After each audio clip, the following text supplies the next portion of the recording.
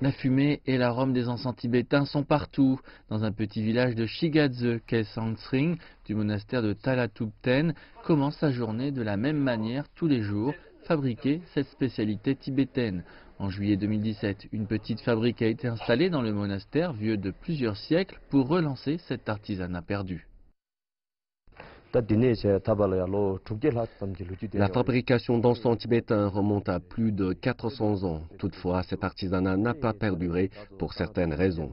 Et nous venons de retrouver la recette en cherchant dans les sutras qui en parlaient. Brûler de l'encens est courant dans cette région. L'encens tibétain est considéré comme une représentation de leur culture et on en retrouve dans presque tous les monastères et toutes les maisons. Kelsang dit que ce qui rend leurs produits spéciaux, ce sont les ingrédients, des herbes sauvages des montagnes et terres arables proches. Il dit que l'encens est fabriqué avec plus de 180 herbes, qu'il libère un arôme agréable et qu'il est bon pour la santé et le bien-être. La fabrique emploie actuellement 12 villageois issus de familles défavorisées. 8 d'entre eux sont handicapés et sont responsables de la production et de l'emballage de l'encens. Les autres rassemblent les herbes et font les livraisons. Ils gagnent tous près de 130 yuan par jour. Ma famille a été classée comme défavorisée. Maintenant, je peux gagner plus de 3000 yuan ici et je suis devenu le soutien de la famille.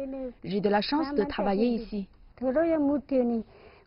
Le marché réagit favorablement à la tentative du monastère de relancer cet artisanat. 9 sortes d'encens sont vendues à travers plusieurs villes tibétaines et on en retrouve jusque dans la province du Heilongjiang, au nord-est du pays. Durant les 4 premiers mois de production, la fabrique a fait un profit de plus de 170 000 yuan, soit 26 000 $, bien plus que ce qui avait été espéré. Une partie de l'argent ira au développement du monastère. On en utilisera aussi pour aider les enfants des familles pauvres. Avec seulement 33 moines, le monastère de Dalatubten n'est pas le plus grand de la région, malgré ses 500 ans d'histoire. Mais Kelsang dit qu'ils ont beaucoup d'ambition. Et maintenant, puisque les débuts de cette initiative sont prometteurs, le monastère espère pouvoir aider plus de gens dans le besoin et mieux contribuer à la société.